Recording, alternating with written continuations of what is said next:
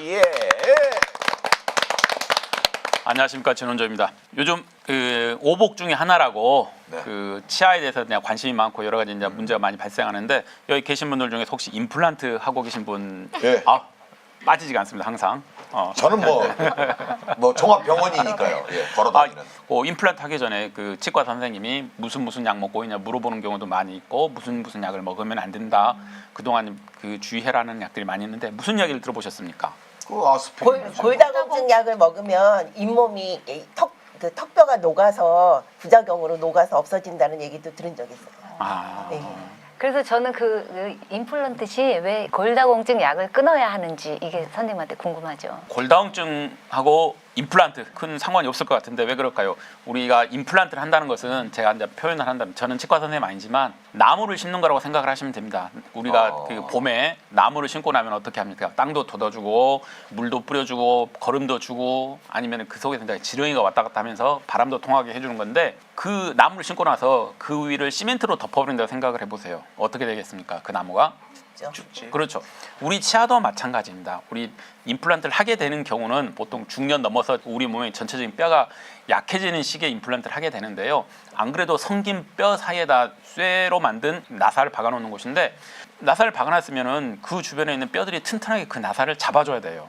근데 이게 우리 말하는 골다공증 약, 골다공증 약의 역할이 뭡니까? 골다공증이면은 뼈를 이 뼈가 튼튼하게. 뼈를 튼튼 속에 비어 있는 걸 차게끔 만들어준 거예요. 골다공증 약을 먹으면은 갖고 있는 뼈는 잃지 말고 몸에 새로 들어온 칼슘은 꽉 붙잡고 있자. 그러기 위해서 골다공증 약을 먹게 되는데요. 치아 같은 경우에는 그 임플란트로 심어놨어요. 나무를 우리가 심었습니다.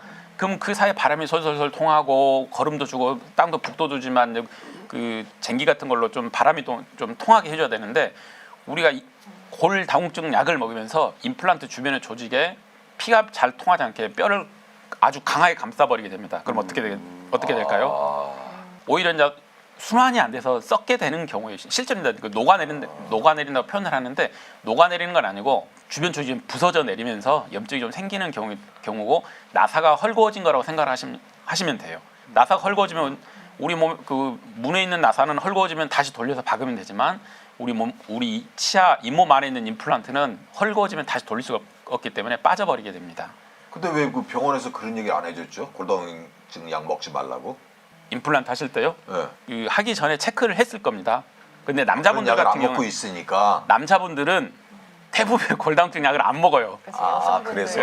70살이 넘어가신 분들도 남자분들은 골다공증 있는 분들이 거의 없습니다. 맞아요. 여성분들은 40살만 넘어가도 체크해보면 골다공증 상당히 맞아요. 있고요. 이제 여성들은 그 갱년기가 오고 여성 호르몬이 줄어들면 칼슘 유출되는 거 10배 이상 빨라지거든요. 그래서 대부분 이제 갱년기 이후에 골다공증이 많이 오기 때문에 많이 약을 드십니다. 그럼 골다공증 약을 임플란트 할 때는 잠시 끊어야 하는데 그러면 또 어느 정도 얼마 동안 끊고 있어야 되는지 그 치료하는 동안 어느 정도 끊어야 돼요, 약을?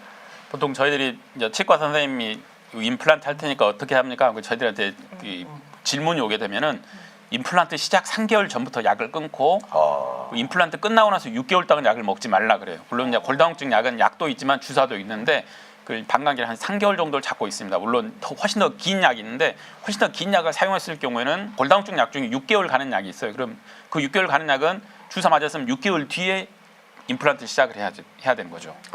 그러면서 그럼 골다공증을 이라는 거를 이제 어떤 검사를 하고 골다공증이라는 수치가 있는지 그리고 또 얼마나 이거를 다시 또 복용을 시작하는 시간은 어느 정도 기간을 두어야 되는지 이거 좀 말씀 좀 해주시죠. 골다공증 골밀도 검사를 통해서 확인을 해볼 수 있는 거고요. 그 골다공증이 있든 없든 치과에서 이제 여성분들 임플란트 하게 될 경우는 항상 체크를 하게 될 거고요. 미리 말을 해줄 겁니다. 나 임플란트 하고 있으니까 골다공증 약을 먹지 말라고 그렇게 이야기를 하는 거고 그 새로 약을 다시 시작하는 게 복용하던 사람이 임플란트 하고 나서 약을 다시 시작하는 경우는 한 임플란트 완전히 끝나고 종료되고 나서 한 6개월 정도 지나서 시작을 다시 하는 걸 권고를 합니다. 선생님 그렇게 하다 보면은 또 사람에 따라서 이제 어떤 증세가 나타날 수도 있잖아요. 부작용 그런 것들은 없나요? 부작용 네, 그거는 내가 한번 이런 말을 들은 적이 있어요. 앞니빨을 갖다가 이걸 했는데 이 신경을 눌러서 그런지 치매가 오는 경우가 있다고 얘기를 한번 들은 적이 있어. 그래서 이빨 할 때는 진짜 신중하게만 해야 되는 모양이더라고. 나는 뭐 아직까지 당한 일이 그래서 없으니까 오복 중에 모르지만. 하나잖아요. 치아 건강이. 예, 저는 이제 아직까지 그 치과에 가서 이를 한 번도 빼본 적도 없고 임플란트도 해본 적이 없는데 65세가 넘으면 나라에서 의료보험 혜택을 준대요. 그래서 일단 65세 되기 전까지는 임플란트 안 하려고 열심히 관리하고 있습니다. 조금 한심 더 많이 먹고. 늙어봐요. 저는 사실 임플란트 할 정도의 나이는 아니고요. 근데 이제 제가 얼마 전에 좀 맛있는 거를 먹다가 일을 해놓은데 금리를 해놓은 게 쏙 빠지면서 이렇게 씹으면서 그냥 삼켜버린 거예요. 금을. 오. 그래서 빼내지를 못했어요. 결국은 이제 가야 되는데 치과를 가야 되는데 아직 못 가고 있어서 그냥 뻥 뚫려 있는 상태로 있어요. 저도 되게 갈비 먹다가 금이 불편해갖고 빠져가지고 지금 되게 불편한데요. 아직 저는 임플란트를 할 정도는 아닌데 이걸 계속 놔두면 또 문제가 또 될 수 있을 것 같아서 저도 사실 치과를 가고 싶어도 무서워서 못 갈 것 같아요. 치과 전문의가 아니기 때문에 그게 네. 뭐라고 말씀 못 드리겠지만 제 상식에 비춰보면 치과는 빨리 가서 그럼. 치료를 하시는 게 돈을 아끼는 길입니다. 주기적으로 가야 되는 것 같아요. 그러니까 이가 빠지면 그 양쪽에 있는 이 사이가 또 간격이 잘못돼 갖고 나중에 하나 고칠 걸 2개, 3개 내면 막 이렇게 손을 대야 되더라고요. 그래서- 그러니까 빨리 가시도록 하세요. 그래서 제가 요즘에 네. 제가 얼굴이 살짝 그래도 비대칭인데 이게 이가 하나 이쪽이 어금니가 불편하니까요. 자꾸 한쪽으로 네, 씹거든요. 그러니까 안 좋아요. 그러다 보니까 제가 얼굴이 한쪽이 이렇게 더 커진 것 같은 느낌인 거예요. 그래서 지금 이 때문이었군요. 네, 그래서 저 이 때문이라고 생각하고 있거든요. 비겁한 변명이.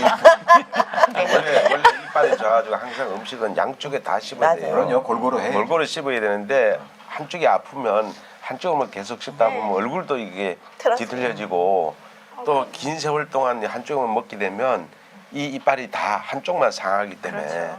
그래서 항상 이빨은 건강해야만 오래 살 수 있는 거예요. 이를 받쳐주는 잇몸도 건강해야 네. 되더라고요. 잇몸이 망가지면 임플란트 이도- 자체도 못 해요. 네, 못 하더라고요. 그래서 아, 그리고 예. 이 아래 이 받친 턱 쪽은 그래도 이제 뼈가 괜찮대요.